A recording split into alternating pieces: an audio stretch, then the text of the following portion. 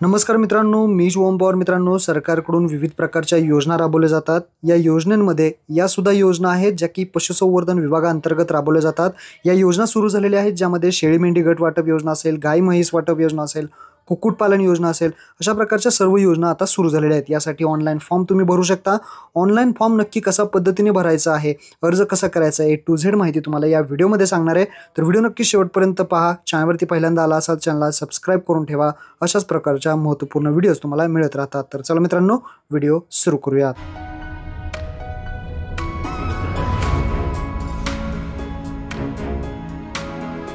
तर मित्रांनो, या सर्व योजनेसाठी ऑनलाईन अर्ज करण्यासाठी सर्वात प्रथम तुम्हाला या वेबसाईटवरती यायचं आहे. ah.mahabms.com या वेबसाईटची लिंक तुम्हाला खाली डिस्क्रिप्शनमध्ये दिलेली आहे. याच वेबसाईटवरती यायचं आहे. इथं आल्यानंतर तुम्ही पाहू शकता पशुसंवर्धन विभागातर्फे कोणकोणत्या योजना राबवल्या जातात, सगळी माहिती तुम्हाला दिलेली आहे. थोडं खाली आल्यानंतर इथे सूचना आहे की ऑनलाईन अर्ज जे आहे ते करण्याची मुदत आहे 3/5/2025 ते 2/6/2025 पर्यंत तुम्ही अर्ज करू शकता. त्यानंतर इथे खाली आल्यानंतर प्रत्येक योजनेची जी काही माहिती आहे, तपशील आहे तो दिला आहे. जसे की दुधाळ गाई म्हशीचे वाटप करणे योजना, शेळी मेंढी गट वाटप योजना असेल, त्यानंतर जिल्हास्तरीय असतील, राज्यस्तरीय असतील, अशा प्रकारच्या योजना विभागलेल्या आहेत. जिल्हास्तरीयला तुम्हाला अर्ज करायचा आहे का राज्यस्तरीयला अर्ज करायचा आहे ते दिले आहे. जिल्हास्तरीय तलंगा गट वाटप करणे असेल, जिल्हास्तरीय सुधारित पक्षाच्या पिल्लाचे गट वाटप करणे योजना असेल, किंवा 100 मासल कुक्कुट पक्षी कुक्कुटपालनची योजना असेल, सर्व योजना तुम्हाला इथे दिसतील.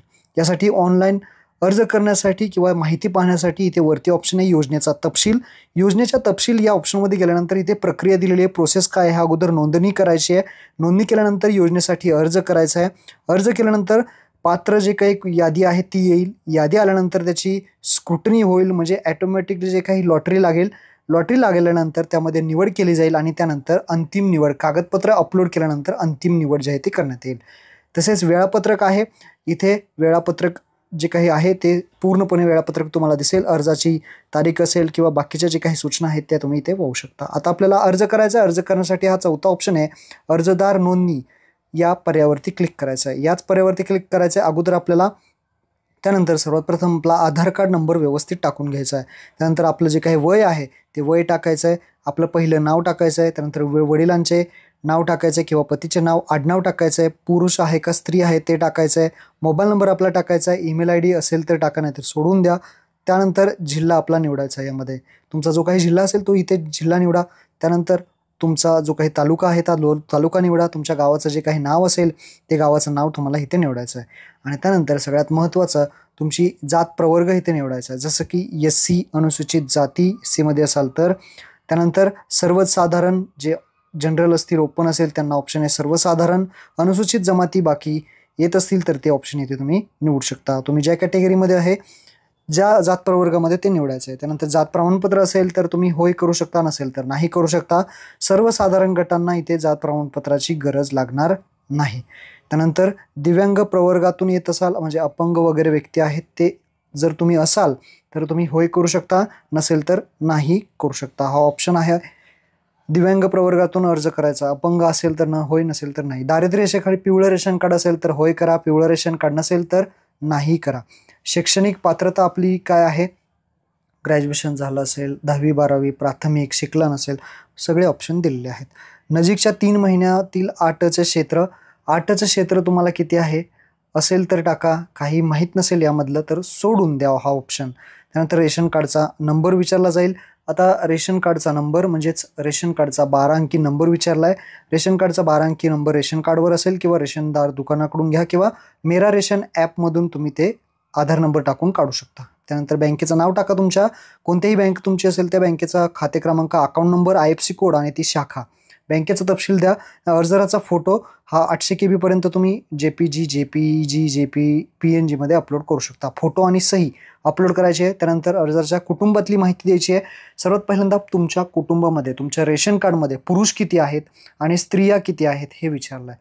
जे काही असेल ते तुम्ही टाका. ॲटोमॅटिकली कॉलम तुम्हाला जे आहे ते इथे येतील.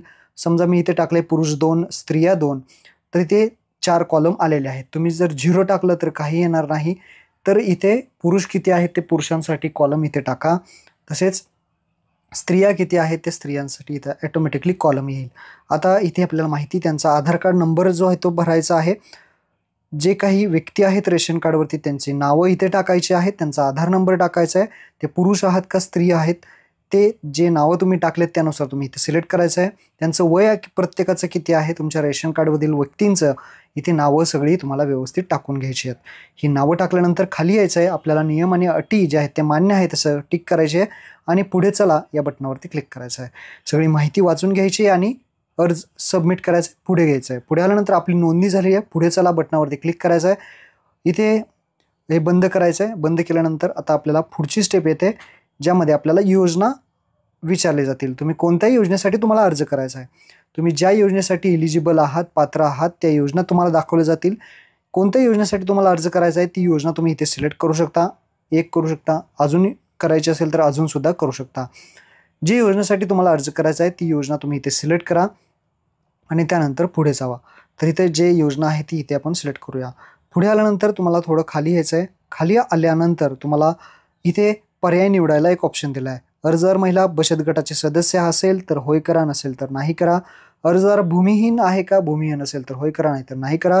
1 हेक्टर ते 2 हेक्टरपर्यंतचं अल्पभूधारक आहे का, असेल तर होय करा. तर ते किती क्षेत्र आहे ते टाका, नसेल तर नाही करा. अर्जदार सुरक्षित बेरोजगार असेल तर होय करा, नसेल तर नाही करा. त्यानंतर खाली तुम्हाला नोंदणी क्रमांक विचारला जाईल. नोंदणी क्रमांक नसेल तर नाही करा. मागील 3 वर्षात किंवा कुटुंबातील व्यक्ती कोणत्या शासकीय योजनेचा लाभ घेतला असेल तर होय करा, नसेल तर नो करा. नंतर कुटुंबातील व्यक्ती शासकीय, निमशासकीय, लोकप्रतिनिधी वगैरे असेल तर होय करा, नसेल तर नाही करा. 1 मे 2001 नंतर तिसरे अपत्य आहे का, तिसरे अपत्य असेल तर होय करा, नसेल तर नाही करा. महानगरपालिका, नगरपालिका, नगरपरिषद, कटकमळ या रहिवासी आहे की इथले तर होय करा, नसेल तर नाही करा. नंतर या योजनेत तर माझे प्रकरण मंजूर झाल्यानंतर ह्याचे जे काही आहे 10वा पॉईंट तो होय करायचा आहे. नंतर आपल्याला हा सगळा अर्ज पुढे सुरू करावरती क्लिक करून हा सगळा पाहायचा आहे आणि मला अटी मान्य करून सबमिट करायचा आहे. सबमिट केल्यानंतर अर्ज यशस्वीरित्या साठवलेला आहे असं दाखवेल. तुमचा अर्ज जो आहे तो कंप्लीट आता झालेला आहे. तुम्हाला इथे अर्ज क्रमांक येईल. नंतर तुमचं नाव, नंतर मोबाईल नंबर, आधार नंबर आणि अर्ज कधी केला आहे ते. खाली येऊन टिप दिलेली आहे. अर्ज प्राप्त झाल्यानंतर जे काही कागदपत्र आहेत ते तुम्हाला, तुमचं जर पात्र झाला, तुमची निवड झाली तर कागदपत्र अपलोड करायची असतात. त्याची प्रिंट काढून ठेवा, जवळ सोबत ठेवा. काही दिवसांनी त्याची नोटिफिकेशन जे आहे ते याच वेबसाईटवरती लागते. याच वेबसाईटवरती यादी लागते. तुमची निवड झाल्यानंतर तुम्हाला कागदपत्र अपलोड करायची असतात. ही गोष्ट लक्षात ठेवा. त्यानंतर हा अर्ज सबमिट करा. सबमिट केल्यानंतर हे अर्ज तुम्ही केलेला इथे पाहू शकता. त्यानंतर कोणत्या योजनेसाठी केला आहे, कधी केलेला आहे, सगळी माहिती तुम्ही इथे चेक करू शकता. तसेच काही दिवसांनी जर या अर्जाचं तुम्हाला स्टेटस पाहायचं असेल, कागदपत्र अपलोड करायचे असेल तर केलेले अर्ज या पर्यायावरती तुम्ही क्लिक करू शकता किंवा अर्जदाराची नोंदणी, अर्जदाराचं लॉग इन वरती क्लिक करू शकता. केलेले अर्जावर तुम्ही आधार कार्ड नंबर आणि पासवर्ड आपला टाकून तुम्ही इथे आपलं लॉग इन करून आपलं स्टेटस पाहू शकता. पासवर्ड माहीत नसेल तर पासवर्ड फॉरगॉट सुद्धा करू शकता. महत्त्वपूर्ण हा व्हिडिओ होता. अशा पद्धतीने फॉर्म भरायचा होता. आपल्या सर्व मित्रांना हा नक्की व्हिडिओ शेअर करा. धन्यवाद. जय हिंद, जय महाराष्ट्र.